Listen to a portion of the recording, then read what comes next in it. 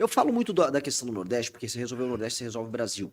Você resolve o Nordeste, gerar classe média lá, você muda o padrão do sistema político que é eleito por lá, e isso vai fazer com que haja menos dependência de dinheiro vindo daqui, por exemplo, para sustentar a população de lá. Em bom português, a população do Nordeste, em grande medida, é sustentada pela população do Sul, Sudeste e hoje Centro-Oeste também. E a gente precisa desenvolver eles lá. Se eles se desenvolvem lá, diminui migração, pressão para serviços públicos em cidades do Centro-Sul que acabam recebendo migrantes de lá. Você diminui as desigualdades regionais, você muda a qualidade da representação política. Então, isso é importante acontecer, mas sem prejuízo para cá. O que tem que nós temos que fazer para cá, antes de tudo, quando nós chamamos para cá, eu tô falando interior de São Paulo, é uma agenda fortíssima de competitividade, dado que você já tem acúmulo de capital, você já tem uma infraestrutura melhor, e, portanto, se você permitir que o empreendedor paulista consiga voltar e criar e produzir, ter, vamos dizer, aquela fibra, aquela energia empreendedora, que acaba se perdendo quando a gente tem um país tão difícil para trabalhar e produzir, ele vai tocar isso sozinho. Quase não há necessidade de grandes políticas de desenvolvimento para aqui, para o nosso estado. O que eu quero dizer é, com leis trabalhistas mais claras, com a taxa de juros mais baixa, portanto com dinheiro mais barato, com impostos mais simples, mais claros, um sistema tributário racionalizado, com energia mais barata e com infraestrutura, eu não preciso do Estado dirigindo nada, as pessoas já sabem o que fazer. Onde a gente quer atuar, que aí são áreas interessantes do ponto de vista, inclusive geopolítico para a gente, por exemplo, aqui nós trabalharmos com tecnologia da informação, aqui ser uma espécie de Vale do Silício. E por que Vale do Silício aqui? Porque por conta do ITA, por conta da própria Embraer. Embraer, você teve aqui na região um acúmulo de capital humano de altíssima qualidade. Alguns dos melhores alunos de exatas do Brasil vêm para cá. Então, como essa região está habitada por isso, aqui tem que ser uma área em que empresas têm que se instalar. E empresas fruto desses jovens que vêm estudar aqui. Então, esse jovem que vem estudar aqui, ele não tem que é o que acontece. Ele estuda aqui no Vale do Paraíba, vamos por vá pro ITA. Aí de lá ele arruma um emprego na Faria Lima para trabalhar com fundo de investimento. Não, ele trabalha com engenharia na região. E aí, nesse ponto, o Estado tem que atuar, porque já existe capital humano de qualidade, já existem empresas, já existe uma infraestrutura prévia. O investimento aqui é investir nas startups, criar startups como Israel faz, startups ligadas à segurança, tecnologia da informação, tecnologia militar, e a gente criar um complexo privado, com alguma participação pública nesse setor que envolve segurança, envolve Forças Armadas, envolve equipamento militar, para essa região ser uma região que nos coloque na ponta no mundo nesse tipo de discussão. E isso já acontece. Onde somos excelência de verdade. Então, é o caso da Embraer hoje, que disputa com as maiores empresas do mundo na área. Então, quem faz avião faz drone, quem faz drone faz equipamento militar de última geração, e nós precisamos fazer isso na região.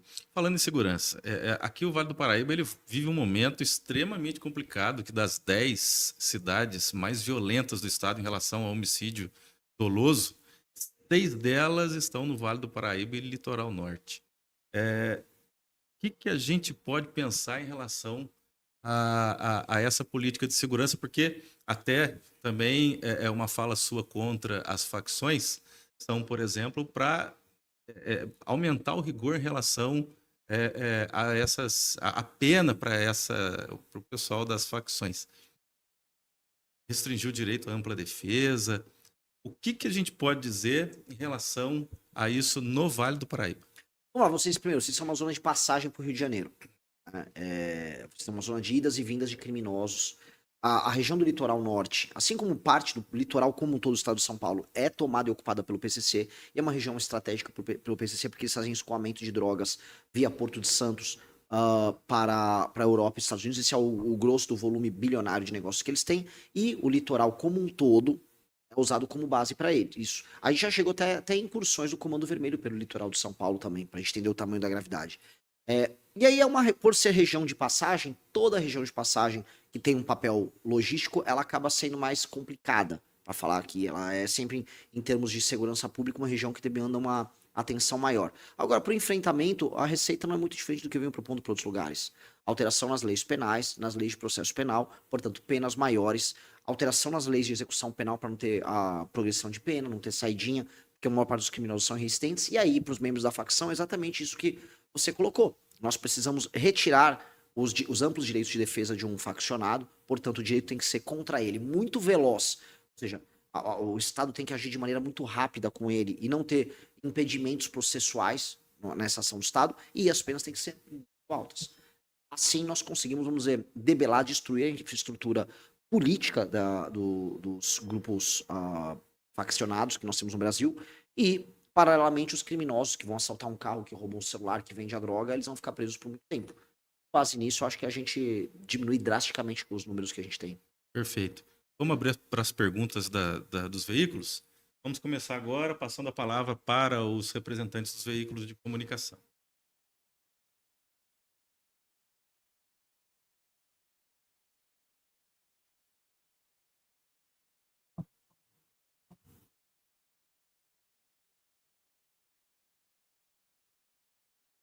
Oi? Oi? Portal Cruzeiro, Eduardo Filho. Seja muito bem-vindo aqui na nossa transmissão e na nossa cidade de Cruzeiro. A pergunta é o seguinte, candidato. Como a sua candidatura difere dos grupos políticos que estão no poder há muito tempo, focando em novas ideias e também na renovação política do Brasil? Bom, se eu fosse colocar como meta histórica do nosso partido, a superação do modo de fazer política dessas oligarquias que nós temos no Brasil. Nós temos muitos partidos, mas não são partidos de verdade, eles são legendas. Os grupos familiares que administram o Brasil não é uma parte das cidades, né? Eles são grupos meramente ocupadores de posição e não realizadores ou transformadores, né? Então isso faz com que as cidades no Brasil sejam de fato muito mal administradas, que candidatos a governo, candidatos à presidência da República não tenham projeto, que a maior parte do parlamento é apenas administrador de emenda. O nosso grupo não é assim. Desde o movimento Brasil Livre, a gente já estava elegendo gente pelo MBL faz tempo, nós já tínhamos essa vocação de ter grandes mandatos. O Kim Kataguiri, que é nosso deputado federal, é um exemplo para o Brasil inteiro. Acho que ele já coloca o sarrafo muito no alto. A gente pode falar assim, nós temos um deputado que é o melhor deputado do Brasil. Muito provavelmente Kim Kataguiri, eu acho que ele já está terminando o segundo mandato, já vai se firmar como o maior deputado que nós tivemos em termos de qualidade legislativa desde a redemocratização. Então, esse sarrafo alto obriga a ter o sarrafo alto para vereadores, deputados estaduais. O Paulo Felipe aqui em Cruzeiro é um exemplo de um cara que o sarrafo está muito alto em termos de qualidade. Então, a gente se inspirar nesse sarrafo alto, nessa alto nível de qualidade e na aplicação de políticas que mudem a vida das pessoas, já nos difere. Porque não é nem que a gente é a melhor coisa do mundo. Nós somos muito bons. Mas é que a competição é muito ruim. A competição no Brasil, ela é baixíssima. Então, sabe, eu posso falar, pô, eu vou montar o time do Real Madrid para jogar a Série A do Brasileiro. Não é a Série A que a gente vai jogar. A gente pode pegar o Real Madrid com o time reserva e que a gente vai enfrentar a Série C. O problema é que os caras que a gente tá enfrentando é a Série C. Jogam mal, só jogam no campo de várzea e não estão nem preocupados. Querem ganhar, inclusive, com o apoio do juiz.